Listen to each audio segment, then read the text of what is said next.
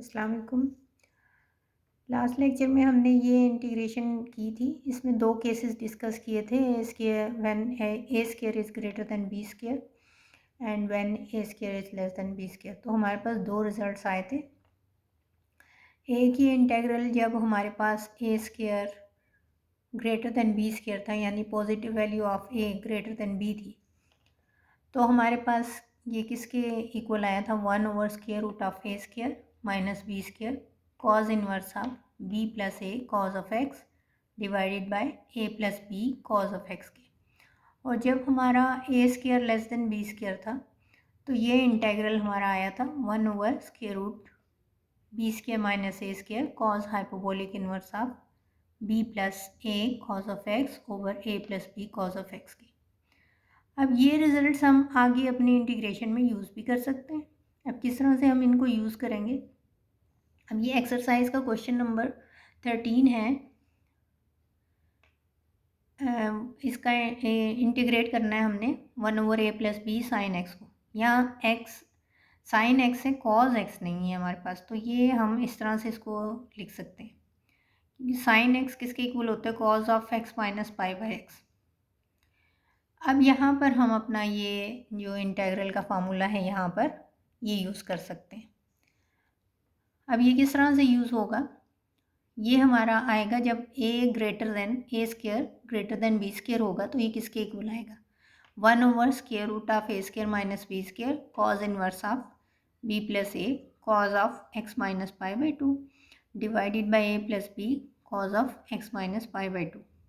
और यहाँ पर ये भी मेंशन करना है कि ये कब होगा, जब ए स्क्वायर हमारा ग्रेटर देन बी स्क्वायर है।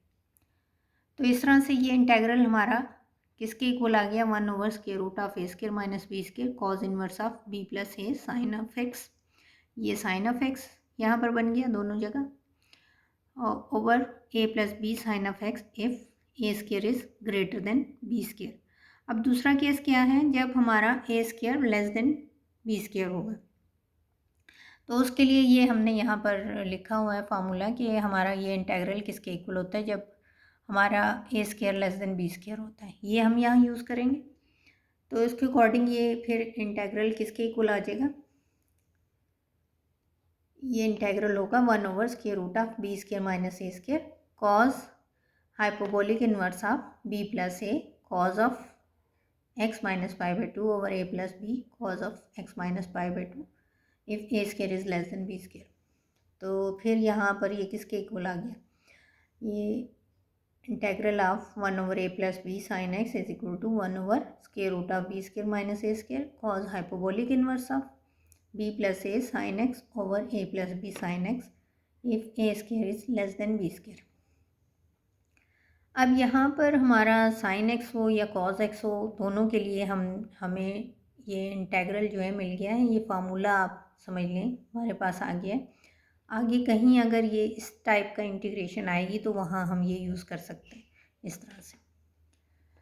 अब इसी एक्सरसाइज का क्वेश्चन नंबर 14 है, वो देखें उसको हम किस तरह से करेंगे। ये है इस तरह से 1/a plus B cos hyperbolic x.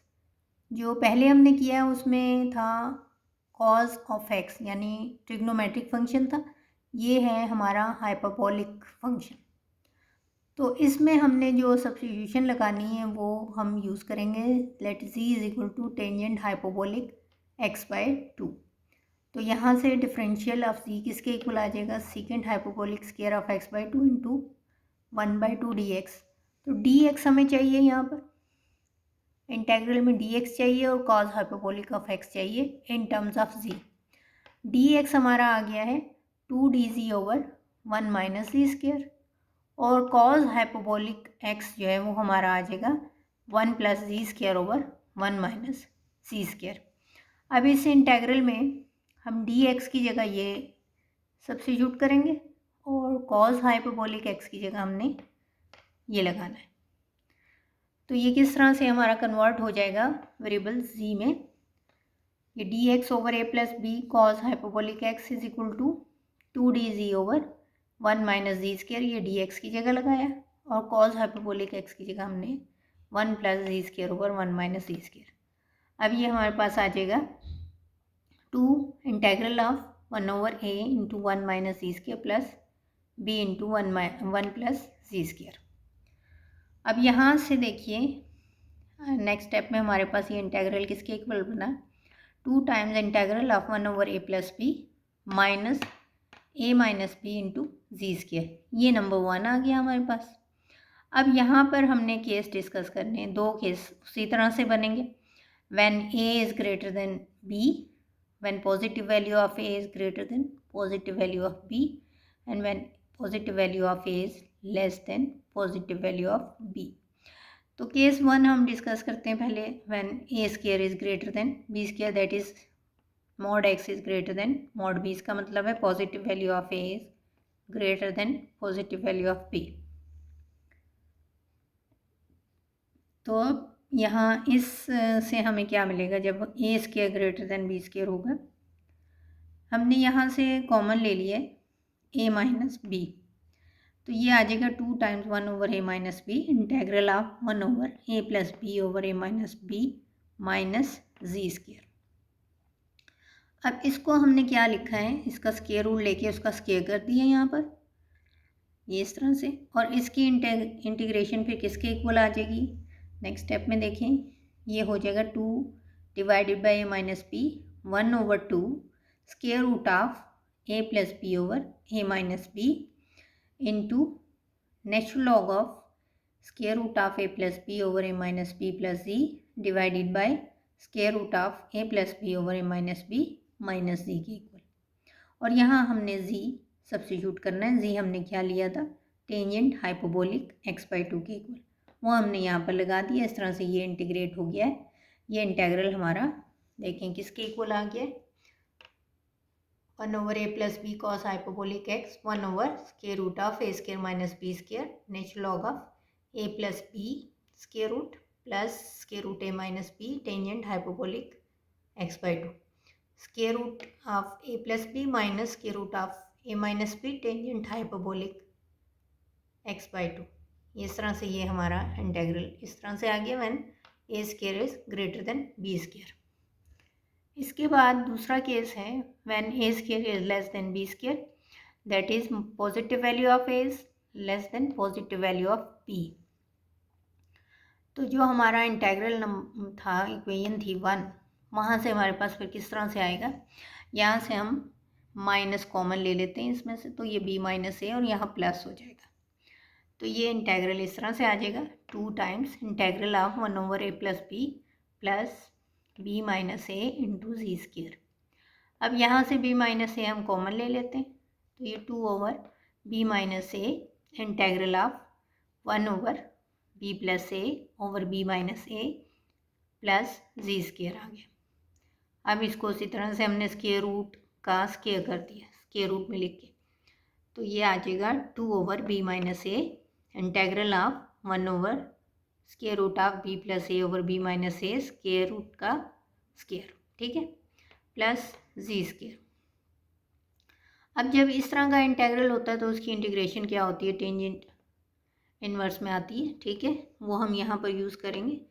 2/b minus ए इंटू 1 ये आएगा 1 square root of b plus A b minus A into tangent inverse of G over this, G over square root of b plus A over b minus A.